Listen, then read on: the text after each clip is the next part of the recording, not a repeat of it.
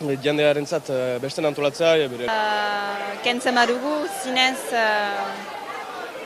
turismoarentzat bai agin. Araba, Bizkaia eta Gipuzkoan milaka eta milaka dira herritarrak, milaka eta milaka dira gazteak, etxe bizitza bat eskuratzeko izugarrizko zailtasunak dituztenak.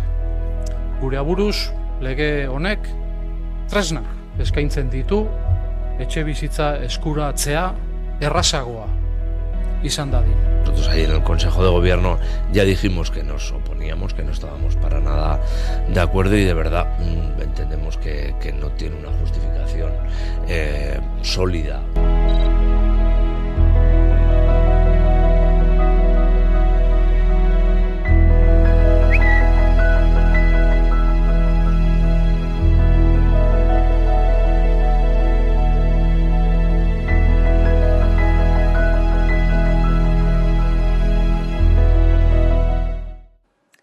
Eta gaur biztanleria aktiboaren inkestaren datuak publikatu dira. Langabezia tasari dagokionez, langabezia tasa jaitsi egin da, 22.900 langabe gutxiago daude Hego Euskal Herrian.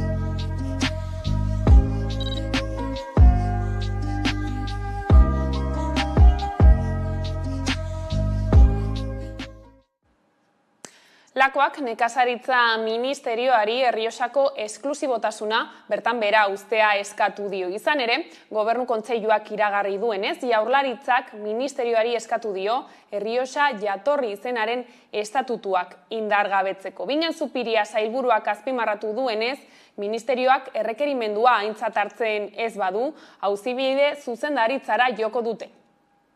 Ekainean Espainiako nekazaritza ministerioak Errioxa sormarkak eskatu zuen esklusibotasuna onartu zuen.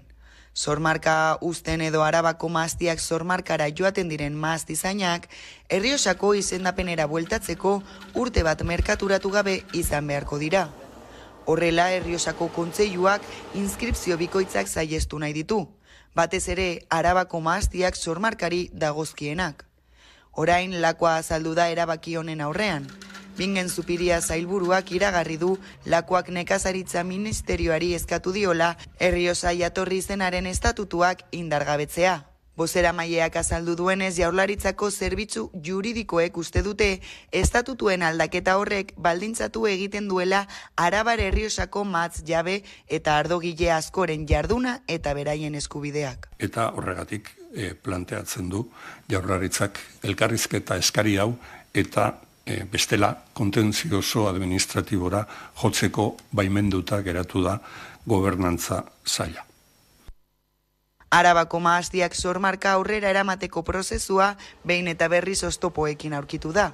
Orain eteta dago proiektua, hala ere, Europa Batasunaren esku dago Arabako maaztiak izendapenaren etorkizuna. Guretzat zoriontzekoa da, azkenean nekazari batek matxa edonori saltzea askatasun enpresariala da, eta bakoitzak erabaki hartu behar du non nori edo nola saldu. Denominazio bat ona izateko, egin behar duena da, maaztizainei matxa ondo ordaindu. Bestalde, Zupiriak azpimarratu duenez ministerioak errekerimendua aintzat hartzen ez badu, auzibide zuzendaritzara joko dute. Nafarroara egingo dugu saltorain izan ere bertan gobernua eratzeko negoziazioei ekin diete berriz ere alderdiek. Sanferminak eta Espainiako hauteskundeen zurrunbiloa pixko bat pasata, Nafarroako gobernua eratzeko bilerak eta negoziaketak hasi dituzte berriz ere Nafarroako alderdi politikoek. UPNek sozialistei egin die deia, Bilduk ez dezan deus errateko. La estabilidad y la gobernabilidad de Navarra, del gobierno de Navarra, pero también de los ayuntamientos de esta tierra, en el contexto en el que Bildu no tenga nada que decir. Foru gobernuko jarduneko bozeramaileak errandu, PSN-ren, Geroa Bairen eta Kontigo Zurekin alderdiaren arteko negoziaketak garai egokietan ari direla duela 4 urtekoaren antzeko etorkizun batean. Cabe ninguna duda que habrá una pronta resolución de acuerdo y de estabilidad política como se ha demostrado en esta legislatura. Foru gobernoko bozeramaileak ziurtatu duenez, bi gobernuen arteko elkarlaneko ibilbidea oso positiboa izan da. Eta beraz, horrek foru komunitatearendako eta bere herritarrendako maila on guztietako akordioak ekarri omen ditu. HTA edo Nafarroko ubidea bertzeak bertze. Bilduk bere aldez ere errandu edo zer eginen duela eskuinak ez gobernatzeko. Gogora dezagun PSOEk Bilduren abstentzioa behar duela Nafarroko gobernua osatzeko. Eta eguraldiari dagokionez, meteorologia agentziek abisu horiak ezarri dituzte ostegun honetarako prezipitazio handiengatik Euskal Autonomia Erkidegoko barnealdean eta Nafarroako zati handi batean, ipar mendebaldeko muturrean izan ezik. EAEren kasuan, Euskalmetek abisu horia iragarri du 3etatik sartuko da indarrean eta gaueko 9 arte luzatuko da. Ebrondoko eskualdeari, Bizkaiko eta Gipuzkoako barnealdeari eta Araba erdialdeari eragingo die.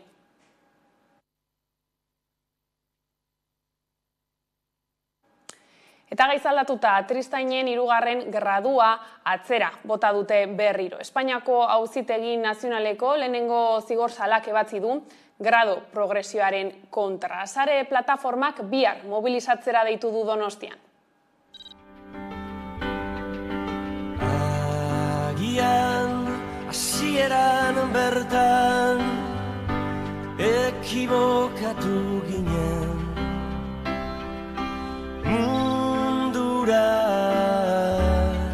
Euskaldun sortzean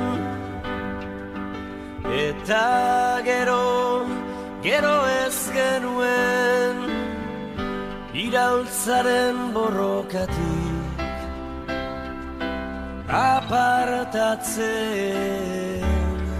apartatzen jakin.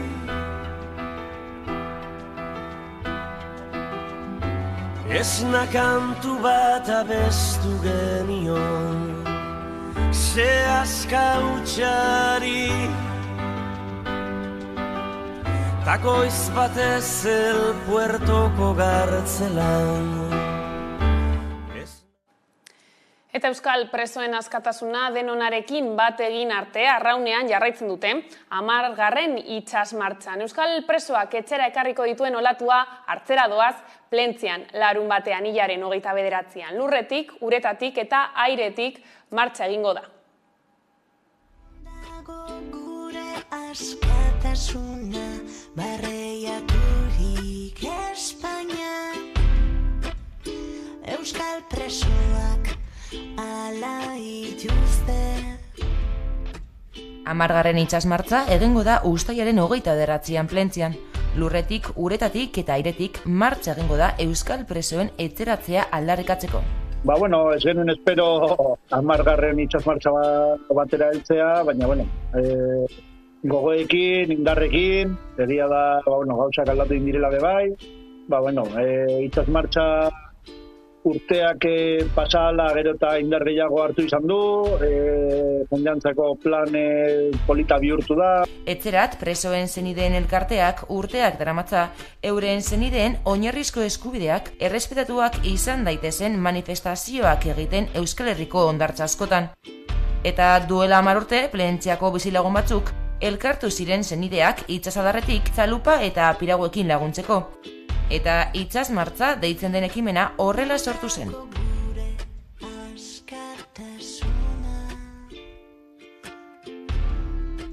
Bere momentuan, etxeratek beti ondartzen egunean konzentrazioa egiten zuen ondartzan, eta plentzean pentsatu genuen uretatik txemidei lagundu alizatea, animak emoteko, eta txozer ezberdina egin alizateko, ez? Hori izan zen orain dela 10 urte, gero eta gehiagora doa konbokatoria, eta gaur arte heldu gara. Euskal presoak Euskal Herriatu arren oraindik salbuespen politikarekin bukatu behar dela eskatzeko beste urte batez itsasmartza egingo da. Izan ere, gertuago egon arren Euskal preso, iheslari eta deportatuen etzeratzea aldarrikatuko da. Azkenengo urteetan, egoera nahiko aldatu da, presoak azkenean urte askotan Euskal preso Euskal Herrira lelopean ibili gara lanean, egia dago egun presoak Euskal Herrian daudela, baina presoak kartzelan daude, presoak etxean nahi ditugu, azken nahi ditugu, eta azkenengo presoak kalean egon arte, hor jarraituko dugu. 10 urte beteko ditu itsasmartzak eta horregatik berezia izatea nahi dute. Egun osoko egitaraua antolatu dute, ekitaldia, martxa, bazkaria, ur kontzertua eta askoz gehiago.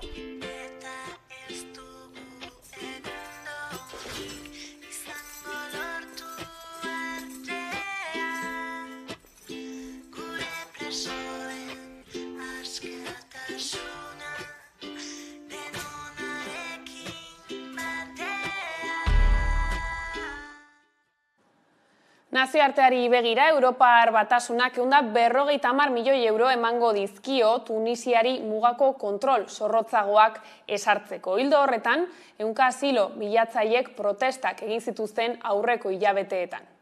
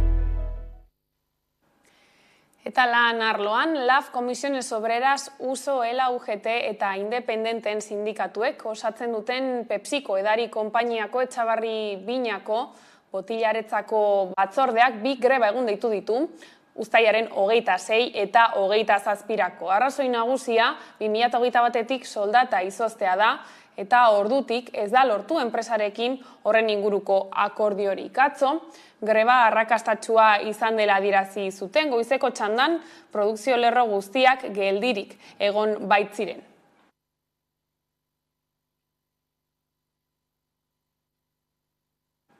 Eta kulturarlora salto Euskal Herriko festei helduko diegu. Gasteizko jaiak hasteko ezer gutxi falta da eta Zeledon San Miguel Elizako dorretik jaitsiko da abuztuaren 4an. Txaro Arrazola, Andra Mari Zuriaren jaietako pregoilaria izango da.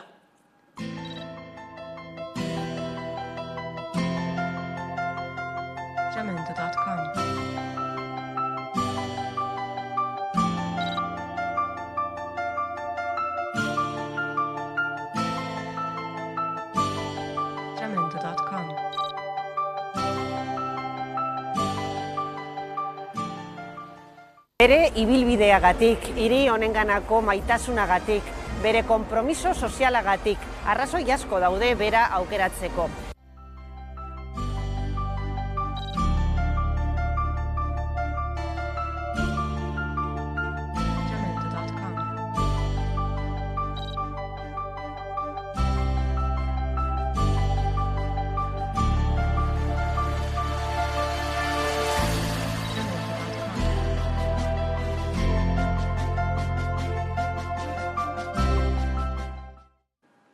Eta kirolarekin jarraiki, Nazioarteko Pilota Federazioak larunbat honetan bozkatuko du Euskadikoa bere kide izatea onartzen duen ala ez. Bozketan parte hartzen duten bi herenen babesa behar da estatutuak aldatzeko. Egun, 33 herrialdek osatzen dute ordezkaritza Nazioarteko Federazio horretan, eta estatutuak aldatzen badira, beste bozketa bat egingo da Euskadiko Federazioa kide gisa onartuko duten ala ez erabakitzeko.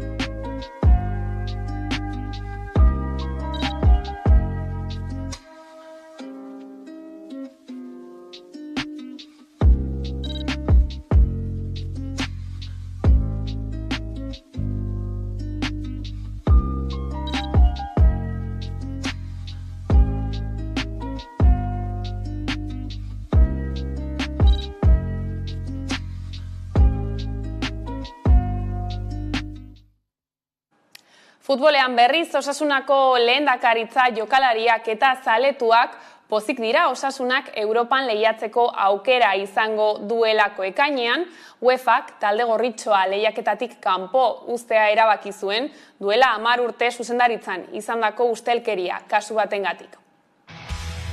Prozedura luzea eta gero, kirol arbitrajearen auzitegiak eman du epaia. Osasuna Europako ligan arituko da. Froga berriei esker, UEFAk ondorioztatu du Osasuna duela ia hamarkada bat izandako gertakarien biktima izan zela. Eta beraz, Osasuna Europako txapelketan parte hartzeko kapable ikusten du. Gogora dezagun, pasaden ekainean UEFAko kontrol, etika eta disiplina batzordeko ikuskatzaileek talde gorritxoa konferentzia ligako datorren ediziotik karrikaratzea iradoki zutela, naiz eta jokalariek zelaian pase hori ongi irabazia izan. 2013-2014 denboraldiko garaiko zuzendaritza taldearekin gertatutako partiden iruzurrengatik piztu da auzia. Bertzeren artean Betiseko partiduan jokalariak erosteagatik. Presidentea kontenta azaldu da. Muy contento porque al fin y al cabo pues han sido 2 meses bastante duros. En el sentido de que hemos estado demasiado pendientes, no solo la Junta Directiva, sino todo el osasunismo de lo que podía pasar. Beraz, Osasuna agorriaren 7an izanen den konferentzia ligako playoffetarako zozketan parte hartuko du. Kanporaketa agorriaren 24an eta 31an jokatuko da. Hala ere, UEFAk disiplina prozedura abiatu du Osasunak prozesu horretan justizia arruntera jotzeagatik. Baina eskerrak horri, Europan lehiatzeko aukera ez du galdu.